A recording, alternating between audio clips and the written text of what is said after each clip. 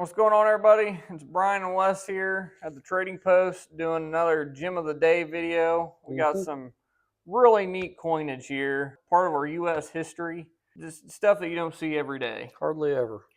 This first guy right here, this is the first one we're going to talk about. This is an 1818 capped bust half dollar. It's 90% silver, but just think about that. 1818. That sucker's over... It's older than I am. Everybody says I'm old, but I'm not that old. That's over 200 years old. Total mintage of this run was 1,960,000. So just shy of 2 million is how many they minted. And that sounds like a lot, but some of these coins, there's several million more than that made. So if you factor the age, how many of them still exist, we've only had a handful of them in here in 15 years. So kind of an idea how rare that coin is. You know, on that, so there's about roughly 2 million minted. There's only 6,500 graded in the world. You know, it's a very low number. But all these guys were minted at the Philadelphia Mint. It was designed by John Reich, who was actually an assistant engraver at the Mint. And it was commissioned by Robert Pattison in 1806 is when the design first started. Fun fact, though, who's the president in 1818? Come on, homeschooler. Tell me about it. That would have been one of the Jameses. James Monroe? James Monroe, that's correct.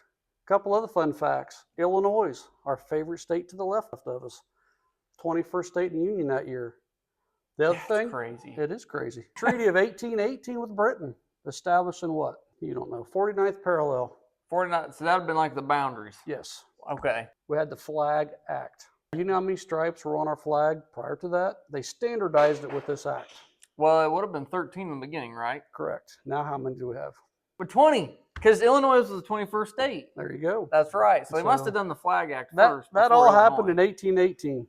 Really cool coin. The last neat fact about this guy, in 2015, there was an MS-67, which is a really high grade. I think MS-70's tops, isn't it? Yes. Okay. So the record sale for that guy was an MS-67. It brought over $88,000 in 2015. So it's probably 150,000 a day. Today, inflation.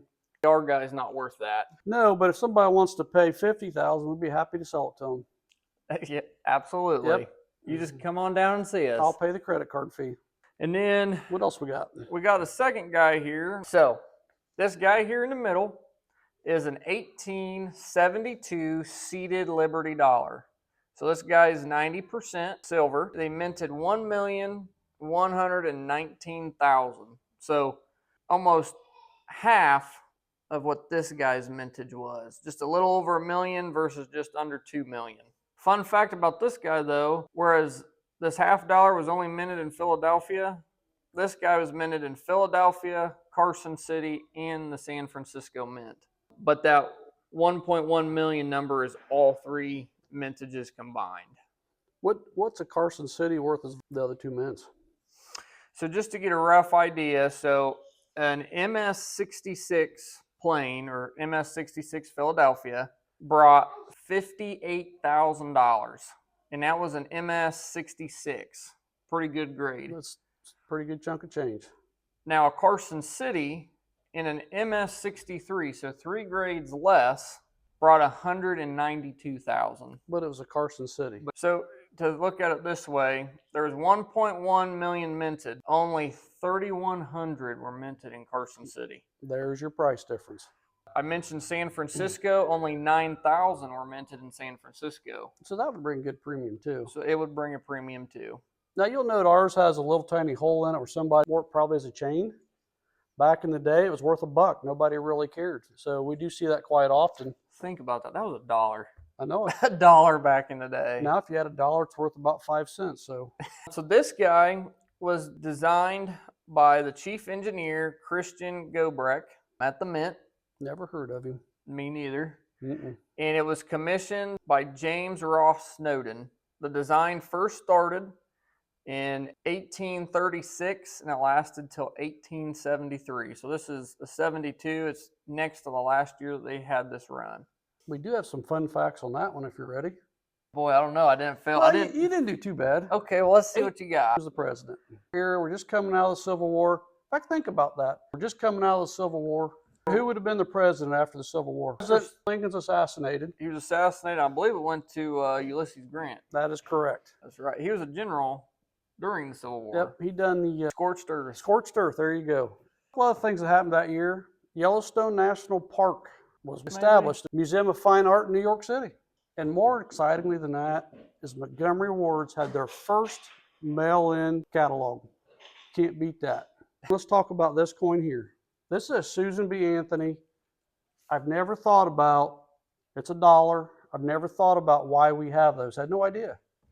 But apparently, she's somewhat famous back in the day. In 1872, Susan B. got arrested for voting, part of the women's suffrage movement, if you will. And that is why we have the Susan B. Anthony coin today, which they're kind of cool, but they're worth $1. But you can get an uncirculated one for $1.99.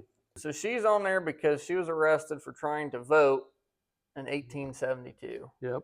And when I suggested to my wife that we should never let women vote, I will not tell you what she said to me. Oh, did you sleep on the couch that night? I wasn't even on the couch. Oh, no. But, you know, that's super interesting. I did not know that about Susan. It had something to do with the women's movement. And never even thought about it. Yeah. Nope. I mean, it's just more you know, as the commercial says. So there you go. A few cool coins. We don't know if they're going to be on display, if we're going to sell them. I don't know what these are worth, especially having a hole in it and being ungraded, but yep. They are pretty neat. But definitely something you don't see every day. I might just put them out on display for a while and let people at them. Because it is not something you see every day. We might put them over there by John Wayne. Yeah, John Wayne's the man, that's for sure. But anyways, they're neat. We're not sure if they're for sale or not, but you can come on down here at the trading post. You can at least, we'll let you look at them. Susan B's for sale. Susan B is for sale. $1.99. $1.99. Uncirculated. While all supplies last. No tax. No tax because it's cash. So, but yeah, come on, you can see them. We're open Monday through Friday, 9:30 to 6. And what are our hours on Saturday? We're open till 4. I didn't know if you knew. Thanks for watching.